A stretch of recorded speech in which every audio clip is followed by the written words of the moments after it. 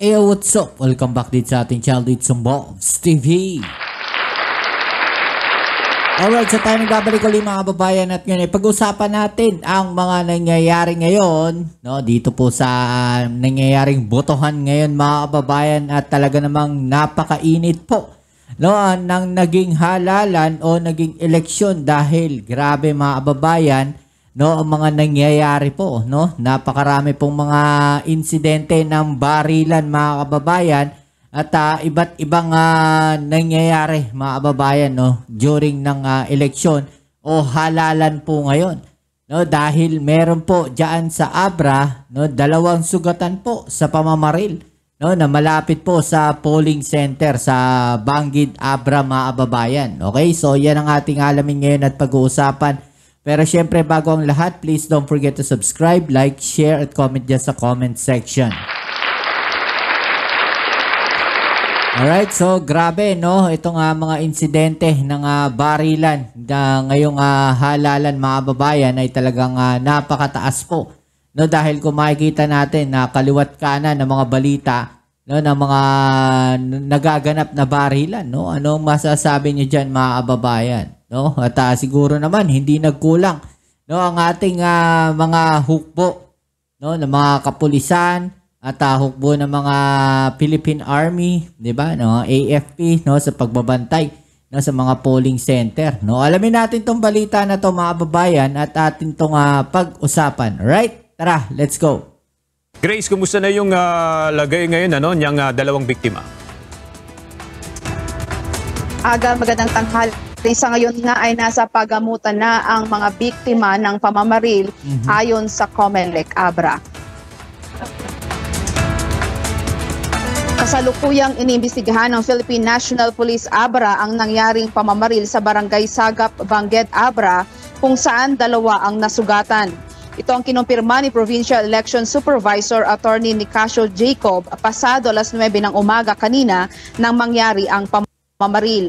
Sa Facebook post ng isang netizen habang nasa eskwelahan sila, nakapila, bigla na lamang may narinig silang sunod-sunod na putok ng baril sa loob ng eskwelahan. Grabe, no? Siguro dapat next na mga halalan ng mga eleksyon, no, ito sa loob daw po ng eskwelahan mga babayan. Diba? Siguro dapat mas maghigpit tayo pagdating po sa mga ganitong insidente. 'Di ba? Maghigpit tayo na bago pumasok, i-double check natin lahat ng mga papasok. 'Di ba? Lalo na't ganito. Alam naman natin na sa mga probinsya, mga babayan, ay napakainit po ng halalan at talagang pinag-aagawan po ang posisyon diyan, no, sa mga probinsya. 'Di ba? Hindi lang naman dito sa Metro Manila mainit ang eleksyon.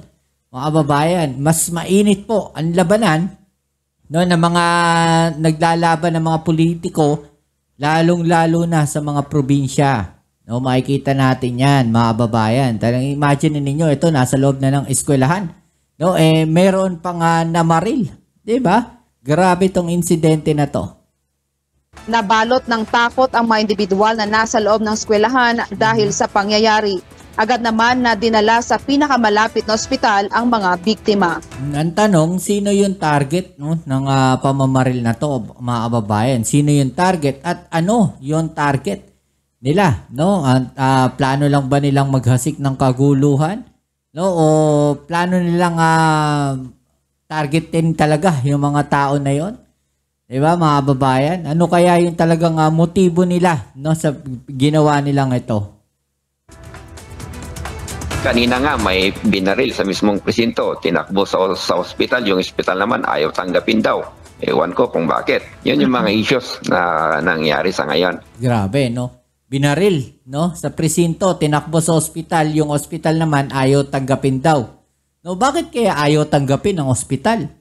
No, samantalang trabaho nila yan. Di ba? Baka natatakot din yung hospital. No, na pagka tinanggap nila yung binaril na yon, baka balikan din sila doon sa mismong hospital na yon.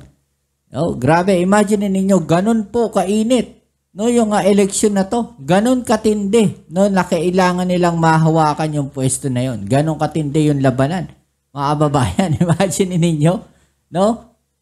Hospital, hindi kinuha yung binaril, hindi inaccept. Di ba? Pagka ganun na yung sitwasyon, ay grabe na talaga siguro yung sitwasyon doon sa lugar na yon. Di ba? Kasi baka pati sila madamay eh. Di ba? Baka pati sila mapag-initan. Baka pati sila, yung ospital mismo, no, pasukin o namaril. No, ganun katindi mga babayan at walang takot. No? Baka iniisip nila, walang takot yung mga gumagawa na yan. Kaya wag natin tanggapin, baka pati tayo madamay. Di ba? Grabe, no? Ganun kainit yung labanan.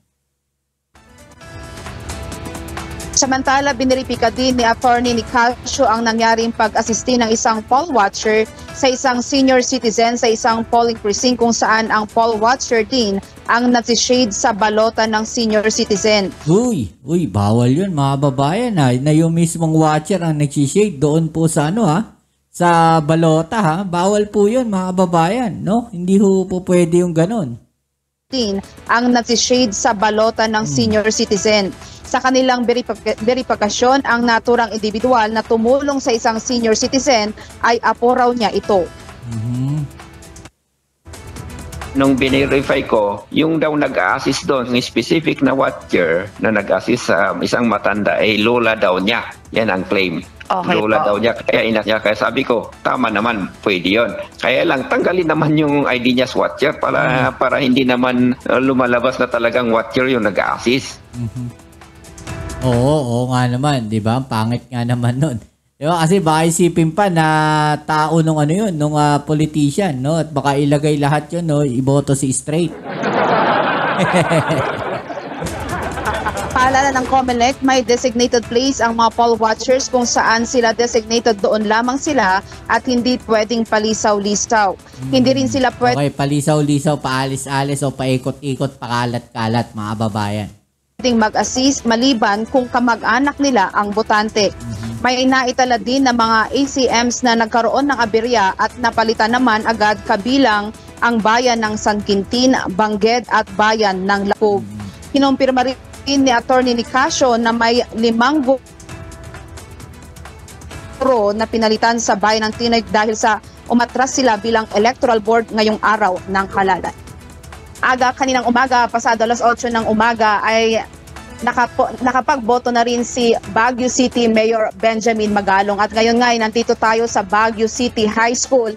Kung makikita nyo dito sa aking likuran, kanina ay dagsa yung mga botante na pumunta dito. Pero ngayon, dahil mabilis yung kanilang pag-cast ng kanilang votes ngayong araw, ay unti-unti na rin na kumukonti yung mga botante na pumupunta dito sa eskwelahan.